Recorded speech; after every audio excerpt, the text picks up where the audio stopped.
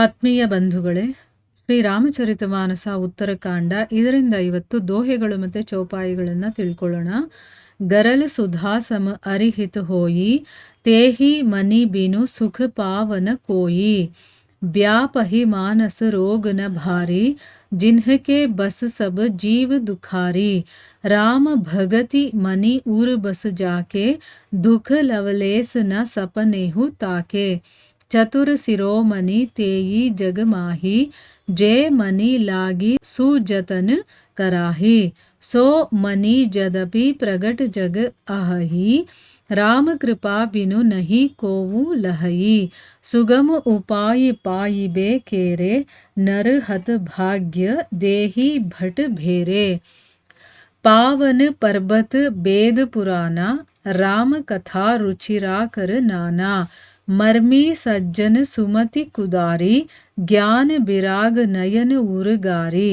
भाव सहित खो जई जो प्राणी, पाव भगति मनि सब सुख खानी. मोरे मन प्रभु अस विश्वासा, राम ते अधिक राम कर दासा. राम सिंधु घन सज्जन धीरा, चंदन तरु हरि संत समीरा. सब कर फल हरि भगति सुहाई, जो बिनु संत न काहू पाई. अस बिचारी जोई कर सतसंगा, राम भगति तेहि सुलभ बिहंगा. ब्रह्म पयोनिधि मंदर ज्ञान, संत सुर आही. कथा सुधा मथि काढ़हि, भगति मधुरता जाही. बिरति चर्म असि ज्ञान मद लोभ मोह रिपु मारी. जय पाइय सो हरि भगति देखु ಖಗೇಸ ಬಿಚಾರಿ. ಇವು ಚೌಪಾಯಿಗಳು ಮತ್ತು ದೋಹೆಗಳು. ಈಗ ಇದರ ಅರ್ಥವನ್ನು ತಿಳ್ಕೊಳ್ಳೋದಕ್ಕೆ ಪ್ರಯತ್ನ ಮಾಡೋಣ. ತುಳಸಿದಾಸರು ಹೇಳುತ್ತಾರೆ, ಈಗ ನಾನು ಭಕ್ತಿಯ ಮಹಿಮೆಯನ್ನು ನಾನು ಹೇಳ್ತೀನಿ, ನೀನು ಕೇಳಿಸ್ಕೋ. ರಾಮ ಭಕ್ತಿ ಅನ್ನೋದಿದೆಯಲ್ಲ, ಅದು ಚಿಂತಾಮಣಿ. ಇದನ್ನು ಯಾರು ಧರಿಸ್ಕೊಳ್ತಾರೋ ಅವರು ಹಗಲು ഇരുಳು ಸ್ವಯಂ ಪ್ರಕಾಶ ಇರುವಂಥವ್ರು ಆಗ್ಬಿಡ್ತಾರೆ. ಅದಕ್ಕೆ ತುಪ್ಪ ಬತ್ತಿ ಹಣತೆ ಯಾವುದೂ ಬೇಕಾಗಿರೋದಿಲ್ಲ. ಇನ್ನು ಕಾಮ ಕ್ರೋಧ ಮೋಹ ಅನ್ನುವಂಥ ದರಿದ್ರ ಕೂಡ ಅವ್ರ ಹತ್ರನೂ ಬರೋದಿಲ್ಲ. ಆಮೇಲೆ ಲೋಭ ಅನ್ನುವಂತಹ ವಾಯು ಇದೆಯಲ್ಲ, ಅದನ್ನು ಆರಿಸೋದಕ್ಕೆ ಸಾಧ್ಯ ಇಲ್ಲ. ಆಮೇಲೆ ಅದರ ಪ್ರಕಾಶದಿಂದ ಅವಿದ್ಯೆ ಅನ್ನುವಂಥ ಗಾಢಾಂಧಕಾರನೇ ಅಳೆದು ಹೋಗುತ್ತೆ. ಮದ ಅನ್ನುವಂತಹ ದೀಪದ ಹುಳುಗಳಿದೆಯಲ್ಲ, ಅದರ ಸಮೂಹನೇ ಸೋತ್ ಹೊಟ್ಟೋಗ್ಬಿಡುತ್ತೆ. ಹೃದಯದಲ್ಲಿ ಇಂಥ ಭಕ್ತಿಯನ್ನು ಯಾರು ಇಟ್ಕೊಂಡಿರ್ತಾನೋ ಅವನ ಹತ್ರಕ್ಕೆ ಕಾಮಕ್ರೋಧ ಲೋಭ ಯಾವುದೇ ದುಷ್ಟರು ಕೂಡ ಹತ್ರನೂ ಕೂಡ ಬರೋದಿಲ್ಲ. ಅವನಿಗೆ ವಿಷ ಕೂಡ ಅಮೃತದ ಹಾಗಿರುತ್ತೆ, ಶತ್ರುಗಳು ಕೂಡ ಮಿತ್ರರಾಗಿರ್ತಾರೆ.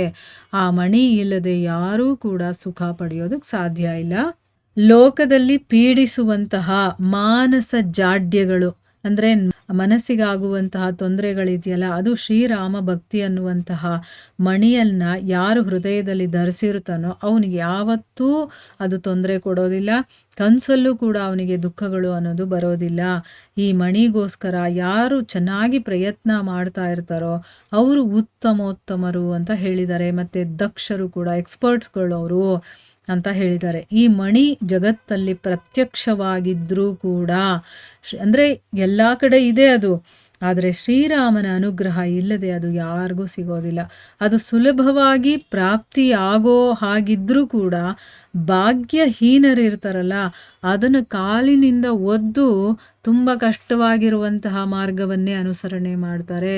ಸುಲಭವಾಗಿರೋದನ್ನ ಬಿಟ್ಟುಬಿಡ್ತಾರೆ, ಆದರೆ ಕಷ್ಟವಾದ ಮಾರ್ಗವನ್ನು ಅನುಸರಣೆ ಮಾಡ್ತಾರೆ. ವೇದ ಪುರಾಣಗಳು, ಪವಿತ್ರ ಪರ್ವತಗಳು, ಶ್ರೀರಾಮನ ಬೇರೆ ಬೇರೆ ರೀತಿಯ ಕಥೆಗಳೇ ಆ ಪರ್ವತದಲ್ಲಿರುವಂತಹ ಸುಂದರವಾಗಿರುವಂತಹ ಗಣಿಗಳು. ಅಂದರೆ ವೇದ ಪುರಾಣಗಳು ಪವಿತ್ರ ಪರ್ವತಗಳ ಹಾಗೆ ಆ ಪರ್ವತದಲ್ಲಿ ಅಂದರೆ ರಾಮನ ಕಥೆಗಳಿದೆಯಲ್ಲ, ಅದು ಸುಂದರ ಗಣಿಗಳು ಅಂತ ಹೇಳ್ತಾ ಇದ್ದಾರೆ. ಸಾಧು ಸಂತರಿದಾರಲ್ಲ, ಅವ್ರಿಗೆ ಮಾತ್ರ ಈ ಗಣಿಗಳ ರಹಸ್ಯ ಗೊತ್ತಿದೆ. ಸುಂದರ ಬುದ್ಧಿ ಅನ್ನೋದೇ ಅಗಿಯುವಂತಹ ಗುದ್ದಲಿ. ಗರುಡ, ಈ ಜ್ಞಾನ ವೈರಾಗ್ಯಗಳು ಅಂತಿದೆಯಲ್ಲ, ಅದು ಅದರ 2 ಕಣ್ಣುಗಳು. ಪ್ರೀತಿಯಿಂದ ಅದನ್ನು ಯಾರು ಬಯಸ್ತಾರೋ, ಬೇಕು ಅಂತ ಇಷ್ಟಪಡ್ತಾರೋ ಅವರೇ ಎಲ್ಲ ಸುಖಗಳ ಗಣಿಯಾದ ಆ ಭಕ್ತಿ ಮಣಿಯನ್ನು ಪಡ್ಕೊಳ್ತಾರೆ. ನೋಡಿ, ಭಕ್ತಿಯನ್ನು ಪಡೆಯೋದಕ್ಕೆ ಏನೇನೆಲ್ಲ ಬೇಕು, ಹೇಗೆ ಸಿಗುತ್ತೆ ಅದು ಅನ್ನೋದನ್ನ ಇಲ್ಲಿ ವಿವರವಾಗಿ ತಿಳಿಸ್ತಾ ಇದ್ದಾರೆ. ಆಮೇಲೆ ಶ್ರೀರಾಮನಿಗಿಂತಲೂ ಅವನ ದಾಸರಿದಾರಲ್ಲ ಅವರೇ ದೊಡ್ಡವರು ಅನ್ನುವಂಥದ್ದು ನನ್ನ ನಂಬಿಕೆ. ಭಗವಂತನಿಗಿಂತ ಭಗವಂತನ ಭಕ್ತರೇ ದೊಡ್ಡವರು ಅಂತ ಇಲ್ಲಿ ಹೇಳ್ತಾ ಇದ್ದಾರೆ. ಶ್ರೀರಾಮಚಂದ್ರ ಸಮುದ್ರ ಆದರೆ ಧೀರ ಸಂತ ಪುರುಷರು ರಾಮತತ್ವ ಅನ್ನುವಂತಹ ನೀರನ್ನು ಮಳೆಗರೆಯುವಂಥ ಮೋಡಗಳು. ಈಗ ಸಮುದ್ರಕ್ಕೆ ಮಳೆ ನೀರು ಬಂದರೆ ತಾನೇ ಅದು ತುಂಬೋದು. ಸೊ ಇಲ್ಲಿ ಶ್ರೀರಾಮಚಂದ್ರ ಸಮುದ್ರ ಆದರೆ ಸಂತ ಪುರುಷರು ಯಾರು ಅಂತಂದರೆ ರಾಮತತ್ವ ಅನ್ನುವಂತಹ ನೀರಿನ ಮಳೆಯನ್ನು ಸುರಿಸುವಂಥ ಮೋಡಗಳು ಅಂತ ಹೇಳಿದ್ದಾರೆ. ಹರಿ ಅನ್ನೋನು ಚಂದನ ತರುವಾದರೆ ಸಂತನು ಅದರ ಸುಗಂಧವನ್ನು ಒಯ್ಯುವಂಥ ಗಾಳಿ. ಎಲ್ಲ ಸಾಧನೆಗಳ ಸುಂದರವಾದಂತಹ ಫಲಾನೇ ಹರಿಭಕ್ತಿ. ನಾವು ಏನೇ ಸಾಧನೆ ಮಾಡ್ತಾ ಇದ್ರು ಕೊನೆಗೆ ನಮಗೆ ಸಿಗುವಂಥ ಫಲ ಏನಪ್ಪ ಅಂತಂದರೆ ಆ ಹರಿಯ ಭಕ್ತಿ. ಅದು ಸಂತರಿಗಲ್ಲದೆ ಬೇರೆ ಯಾರಿಗೂ ಸಿಗೋದಿಲ್ಲ.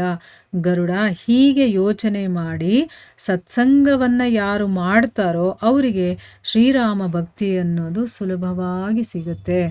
ಸತ್ಸಂಗ ಎಷ್ಟು ಇಂಪಾರ್ಟೆಂಟ್ ಅನ್ನೋದು ನಮಗೆ ಧರ್ಮಗ್ರಂಥಗಳನ್ನು ಓದಿದಾಗಲೇ ಅಥವಾ ಕೇಳಿದಾಗಲೇ ನಮಗೆ ಗೊತ್ತಾಗುವಂಥದ್ದು. ಇಲ್ಲಿ ತುಳಸೀದಾಸರು ಕೂಡ ಹೇಳ್ತಾ ಇದ್ದಾರೆ.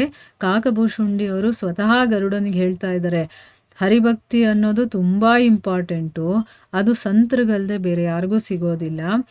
ಆ ರೀತಿ ಯೋಚನೆ ಮಾಡಿ ಯಾರು ಸತ್ಸಂಗವನ್ನು ಮಾಡ್ತಾರೋ ಅಂಥವರಿಗೆ ಮಾತ್ರ ಶ್ರೀರಾಮನ ಭಕ್ತಿ ಅನ್ನೋದು ಸುಲಭವಾಗಿ ಸಿಗುತ್ತೆ. ಬ್ರಹ್ಮನೇ ಕ್ಷೀರ ಸಮುದ್ರ. ಬ್ರಹ್ಮ ಅಂತಂದರೆ ಇಲ್ಲಿ ವೇದಗಳು ಅಂತ ಅರ್ಥ. ಅದೇ ಕ್ಷೀರ ಸಮುದ್ರ. ಜ್ಞಾನ ಅನ್ನೋದೇ ಮಂದರಾಚಲ. ಸಂತರು ಅಂತಂದ್ರೇ ದೇವತೆಗಳು, ಸುರರು. ಅವರು ಈ ಸಮುದ್ರವನ್ನು ಮಥನ ಮಾಡಿ ರಾಮಕಥೆ ಅನ್ನುವಂಥ ಅಮೃತವನ್ನು ತೆಗಿತಾರೆ. ಅದರಲ್ಲಿ ಭಕ್ತಿ ರೂಪಿ ಅಮೃತ ಮಾಧುರ್ಯ ಅಂತಂದರೆ ನಮಗೆ ಅದರ ಒಂದು ಸವಿ ಸಿಗುತ್ತಲ್ಲ, ಆ ಭಕ್ತಿ ರೂಪಿ ಸವಿ ಅನ್ನೋದು ಅದರಲ್ಲಿ ಇದೆ. ವೈರಾಗ್ಯ ಅನ್ನುವಂತಹ ಗುರಾಣಿಯನ್ನು ಹಿಡಿದು ತನ್ನನ್ನು ರಕ್ಷಣೆ ಮಾಡಿಕೊಳ್ತಾ ಜ್ಞಾನ ಅನ್ನುವಂತಹ ಖಡ್ಗದಿಂದ ಮದ ಮೋಹ ಲೋಭ ಅನ್ನುವಂಥ ಶತ್ರುಗಳ ಜೊತೆ ವಿಜಯವನ್ನು ಪಡೆಯೋದಿದೆಯಲ್ಲ ಅದೇ ಹರಿಭಕ್ತಿಯಾಗಿದೆ. ಖಗರಾಜ ಇದನ್ನು ವಿಚಾರ ಮಾಡಿ ನೋಡು ಅಂತ ಹೇಳ್ತಾ ಇದ್ದಾರೆ. ನೋಡಿ, ವೇದಗಳೇ ಕ್ಷೀರ ಸಮುದ್ರ. ಆ ಸಮುದ್ರದಲ್ಲಿ ಬೇಕಾದಷ್ಟು ವಿಷಯಗಳಿದೆ. ಜ್ಞಾನ ಅನ್ನೋದೇ ಮಂದರಾಚಲ. ಅದನ್ನು ಆಧಾರವಾಗಿಟ್ಕೊಂಡು ಸಂತರು ಅನ್ನೋರೇ ಸುರರು, ಅದನ್ನು ಕಡಿಯುವಂಥವ್ರು. ಅವರು ಈ ಸಮುದ್ರವನ್ನು ಕಡಿದು ಅದರ ಒಳಗಡೆಯಿಂದ ರಾಮಕಥೆ ಅನ್ನುವಂಥ ಅಮೃತವನ್ನು ತೆಗಿತಾರೆ. ಆ ಅಮೃತ ಭಕ್ತಿರೂಪಿ ಮಾಧುರ್ಯದಿಂದ ಅದು ಕೂಡಿದೆ ಅಂತ ಅರ್ಥ. ಅದರಲ್ಲಿ ಏನು ಸಿಗುತ್ತೆ ಅಮೃತದಲ್ಲಿ ಅಂದರೆ ಅಷ್ಟು ಸವಿ ಇದೆ ಅದರಲ್ಲಿ. ಭಕ್ತಿರೂಪಿ ಅಮೃತ, ಭಕ್ತಿ ಅನ್ನುವಂಥ ಅಮೃತ ಅದರಲ್ಲಿದೆ. ಅದರ ಸವಿಯನ್ನು ಸವದವ್ರಿಗೆ ಗೊತ್ತಾಗೋದು, ಬೇರೆಯವರಿಗೆಲ್ಲ ಗೊತ್ತಾಗೋದಿಲ್ಲ. ಅದನ್ನು ನಾವು ಹೇಗೆ ಪಡೆಯೋದು ಅಂದರೆ ವೈರಾಗ್ಯ ಅನ್ನುವಂಥ ಗುರಾಣಿ. ಅಂದರೆ ವೈರಾಗ್ಯವನ್ನು ನಾವು ನಮ್ಮನ್ನು ನಾವು ಕಾಪಾಡಿಕೊಳ್ಳೋ ರೀತಿ ಇಟ್ಕೊಂಡಿರಬೇಕು. ಹೇಗಂದರೆ ಹಾಗೆ, ಎಲ್ಲಂದ್ರೆ ಹಾಗೆ. ಹಂಗಿದ್ರೆ ನಾವು ಇದನ್ನೆಲ್ಲ ಪಡೆಯೋದಕ್ಕಾಗೋದಿಲ್ಲ. ಅದಕ್ಕೆ ಗುರಾಣಿ ಏನು ಮಾಡುತ್ತೆ, ನಾವು ಅಡ್ಡ ಇಟ್ಕೊಳ್ಳೋದಕ್ಕೆ, ನಮ್ಮನ್ನು ನಾವು ರಕ್ಷಣೆ ಮಾಡ್ಕೊಳ್ಳೋದಕ್ಕೆ ಯೂಸ್ ಮಾಡ್ತೀವಲ್ವ. ಸೊ ಅದಕ್ಕೆ ಇದು ವೈರಾಗ್ಯವನ್ನು ಗುರಾಣಿಯ ಹಾಗೆ ಹಿಡ್ಕೊಂಡು ನಮ್ಮನ್ನು ನಾವು ರಕ್ಷಣೆ ಮಾಡ್ಕೊಳ್ತಾ ಜ್ಞಾನ ಅನ್ನುವಂಥ ಖಡ್ಗದಿಂದ ಏನು ಮಾಡಬೇಕು, ಮದ ಮೋಹ ಲೋಭ ಇವರೆಲ್ಲ ನಮ್ಮ ಶತ್ರುಗಳು. ಇವ್ರ ಜೊತೆ ನಾವು ವಿಜಯವನ್ನು ಪಡಿಬೇಕು. ಇವರನ್ನೆಲ್ಲ ನಾವು ಸೋಲಿಸಿ ನಾವು ಗೆಲ್ಲಬೇಕು. ಅದನ್ನು ಹರಿಭಕ್ತಿ ಅಂತ ಹೇಳೋದು ಅಂತ ಇಲ್ಲಿ ಹೇಳಿದ್ದಾರೆ. ಇದ್ರ ಬಗ್ಗೆ ನೀನು ವಿಚಾರ ಮಾಡು ಅಂತಂದ್ಬಿಟ್ಟು ಗರುಡನಿಗೆ ಹೇಳಿದ್ದಾರೆ. ತುಂಬ ಚೆನ್ನಾಗಿದೆ ಇದು, ಅರ್ಥ ಮಾಡ್ಕೊಳ್ಬೇಕು. ಅರ್ಥ ಮಾಡಿಕೊಂಡಾಗ ನಾವು ಕೂಡ ಅದನ್ನು ಸ್ವಲ್ಪ ಆದರೂ ಫಾಲೋ ಮಾಡೋದಕ್ಕಾಗುತ್ತೆ. ಆಯಿತಾ? ಮುಂದುವರೆದು ಏನಾಗುತ್ತೆ ಅಂತ ನಾವು ಮುಂದಿನ ಭಾಗದಲ್ಲಿ ತಿಳ್ಕೊಳ್ಳೋಣ. ಹರೇ ಕೃಷ್ಣ.